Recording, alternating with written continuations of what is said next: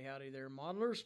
This is Alan, RDAN scale, in a very, very cold city of Hutch. It is only about, probably about 13 to 18 degrees, and early this morning it was about, the temperature was right on the day I was born. And so it stayed that way for a while until about noon, and then it climbed a little bit, but not very much. It basically stayed in the basement. So I'm kind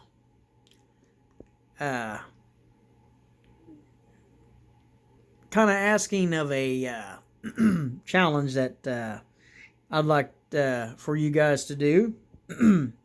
I'm not going to do it myself because this is kind of a birthday wish challenge. I'm 51 years old, so I guess I'm requesting it, and I'd like you guys to do it.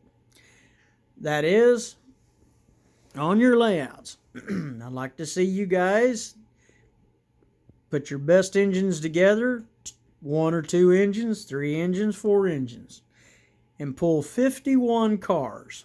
51. I was born in 1970, and so like I say, I'm 51. So my request is, if you guys would please do the challenge, 51 cars. And another, if you guys have them, and if you don't, that's okay. If you guys have, like I've got Miss Ginger here, which is my York peppermint patty, Ginger here. I've got her, and my hand will allow me to change here, which it finally did. My hand kind of got a little arthritis. And here's my, you can see it there, my Southern Pacific lines.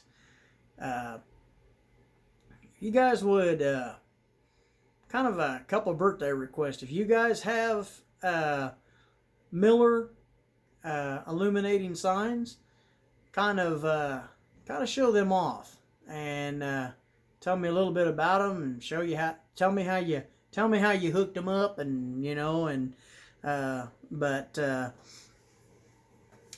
when I'm running mine, and like I say, there's my Southern Pacific. I was checking mine the other day, and you can probably see my shadow here, but mine starts out about 5.10 volts, and then drops down to about 3.79, about 3.80. Excuse me. And I just had a couple of pieces of pizza, so I'm getting a little bit of there in the throat. But anyway, I do have my Miller signs on. I might do some layout running maybe a little bit later. I'm hoping that they said possibly Friday, Saturday, Sunday, maybe Monday into maybe Wednesday, we'll kind of be under a wind chill for Kansas, wind chill advisory. Of course, it's not a warning, but still, it's going to be, excuse my language, or French, sorry, Uncle Vinny, damn cold. It's already been damn cold outside, and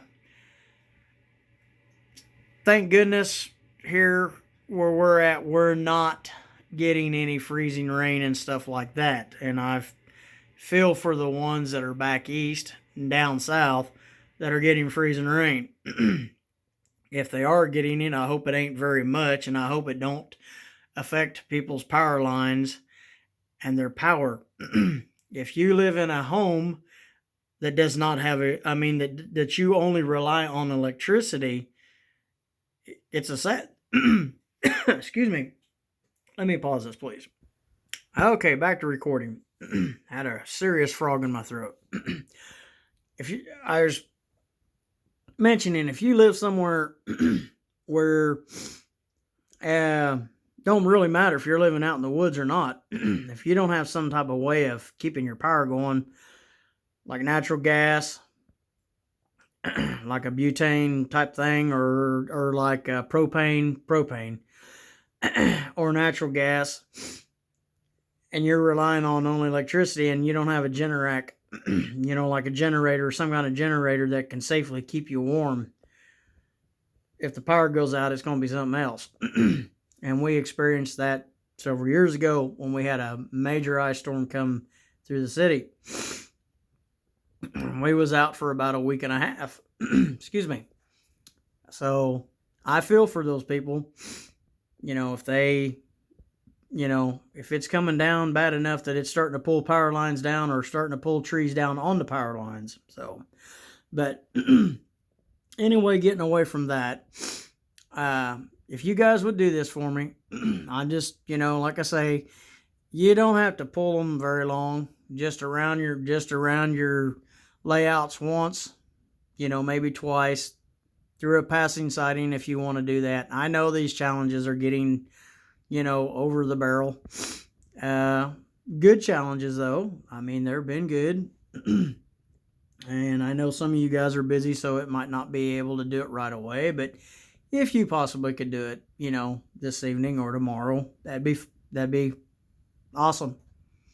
But we just thought we'd do this, turning 51. Maybe if I had been doing the YouTube thing last year, when I turned 50 or whatever, the big 50, I could have whatever in that. But hey, 51, let's do 51 cars if you guys got them and don't mind doing the challenge. But and I don't know if Mr. Container Man is watching or not, but Roy, we don't have a bunch of trucks. At one time, I had over 200 semis, 1/64 scale. And I was collecting the doubles, triples, the UP. This would be back in the 90s. My dad was working at Dillon's, and so we went up to, there was a Dillon's warehouse up in Kansas City. I don't know if you remember it or not, but there was a guy that was up in Kansas City, and I don't know if he's still there or not. Maybe you can see, and I'll do this on Roy's challenge deal and show this. But anyway, Roy, if you're watching, hope you maybe watching here. I've only got this Peterbilt, and I've got that I saved one of my, I saved the, I saved the Ertl Dillon's truck and trailer, if I can find it. And it was basically the refrigerated trailer that they hauled groceries in, mainly milk and produce and stuff, and frozen. Of course, back then, when the Dillon's guys were driving it, they usually tried to haul frozen and milk, and separated, and then they hauled. Bakery was all hauled by itself. It was not hauled in grocery trailers or in refrigerated trailers. It was hauled in bakery trailers. Because my dad did enough of it, and I rode with him on several occasions and helped him, long as it was okay by the company. I stood out there and watched him, do it. And of course, I always went into the store, and that where he took the bakery carts in there and put them in the bakery. Some of the stuff was frozen, but they was well insulated enough that you didn't have to have, you know, a refrigerated deal. The things that the frozen, oh, like your dough and stuff like that, it was in insulated enough deals you didn't have to worry about it. So, but that's what they done back in the early '90s, up into '98, when Dillon's decided to do away with the transportation. And so uh, it's still going, but not with the Dillon. There might be one or two Dillon drivers, but they've got their own trucks, or they're driving for, you know, another company that's running the deal. All or most of the trucks that were with the, you know, that had the company and that have been sold off, gone. Some guys, if they had the money to afford the trucks, they bought them, fixed them up, and maybe drove for a while, but they're not there that I know of. And so, but that's the truck that I had at last. I mean, like I say, I had doubles, triples, UP, Pi, cattle trucks. Some of the trucks I had was the the special cast. I had some of the special cast trucks. And I know you can still get them at some of the some of the special cast trucks at the John Deere dealerships. I'll show you here in my video. Let me pause it here. I don't know if you guys can see these real good, but these are the only two. I also collected a little bit some of the 132nd Earl or Breton's collectible tractors. This is a John Deere 7520 four-wheel drive collector's edition. And I've already checked it out, fellers, and it is worth a little bit of money. But we're going to hang on to it. I would like to have a real one like this working, and to where I could take it and go down the road, but I don't got $50,000 or $70,000 to have one restored, which it would probably cost to have one restored or to buy one that's been restored. And then here's a 8850 that I got, and I've had both of these. This is what they call a prestige collectible, and I've had this one here for a little while too. And like I say, it's kind of hard to see it because of the because of the plastic. It's reflecting and everything, so it's not really going to look that good in the probably the camera. Hopefully it does, but if I could get a little closer, you can see that 7520, and that 7520 has got the lights and stuff like that on it, and I've had it in that box ever since I got it. So I bought that out at I bought this tractor, this 7520. Some of you guys, or maybe anybody that's watching, remembered the Greensburg tornado. I bought this tractor a couple months before the Greensburg tornado came through and wiped everything out in the city, including the John Deere dealership. They found combines in fields over in parking lots and stuff like that, and I'm talking huge combines and tractors. They picked them up. I mean, the tornado picked them up and set them down like Tinker Toys. It's amazing to think what a tornado can do. But anyway, I got this John Deere collectible, this 7520, there at well, at that time it was Greensburg Tractor. And excuse my finger. Let me pause this again. Like I mentioned, it was Greensburg Tractor, and now it's BTI, which is basically Buckland Tractor, but they also own. Let's see, they probably own about 5 or 6 implements now, but I'm focusing back here on my layout. I got this from a good friend, and he's not there no more. He's up in Kansas City working at a big John Deere dealership. And but I got it because my dad was at the time working for Kinswater Trucking, and and we happened to come through there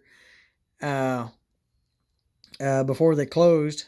This was during the week, and I went in there, and they had the tractor in there, and the 7520 has always been my favorite John Deere. I mean, they've had some of the biggest John Deere four-wheel drives, and I mean they're sharp, but my favorite was always the 7520 John Deere. And like I said, if I could ever to where I could purchase one or get one that's been taken care of and have it completely restored, I would. Now, I don't know where I would drive it, but I probably would find me a farm to put it on, and just go out and poop around in it, because I just think I think they're awesome. I mean, it's just, you seen them work in the fields when you were a kid. That tractor was, the biggest thing when I was, little, to be pulling implement and stuff like that. And then you had on your combines, they were the Titan 2, well, the Titan, and then the Titan 2, and then the Maximizer, and then now they've got so many different numbers, and John Deere's making balers and that because they bale the cotton and stuff like that. Well, they've got, they're cotton pickers that does the cotton, and they've got places out, I think, around Pratt that does that. But like I say, that tractor is my favorite. But anyway, you guys wouldn't mind doing this for me. Like I say, just run them a couple laps around the layout, through a turnout, if you can do that. Down the track, back to track. I mean, down the deal, maybe back up it. That's kind of my birthday wish. And like I say, if you guys got some of the Miller engineering signs, if you guys would show them off too, I appreciate it. And so, birthday's not going too bad. I mean, it's, can't do nothing, can't go outside, kind of like it was when I was a kid. So I'll probably piddle with the layout a little bit later, and something like that, and might have a video for you guys. So y'all take care. If you're where it's cold, please stay warm. Please continue being safe. Wear your mask, and just keep doing what you're doing. Y'all take care. And thanks for watching. If you haven't subscribed and you like what my videos here, hopefully you do. Hopefully you do. If you like my videos, please subscribe. Give me that big old like button, or hit the like button, and ring the bell, and give me a comment. If you want to throw a comment in there. And again, we appreciate you watching. And so we'll see you later, and we might do that container man, very short one, because like I say, I just got one tractor here, and wished I had more. Wished I had my over 200 that I used to have, and show them off. And I do have a couple container man. I don't know if that qualifies or not, but I've got a couple UP cars here on my little flatbed, and we're going to try to get some more of those if we can. So I do have a couple trailers on a flatbed, and we done that so we could run them with the auto rack. So but from ORDA in scale, Alan here. Again, you guys take care, and thanks for watching. We'll see you guys.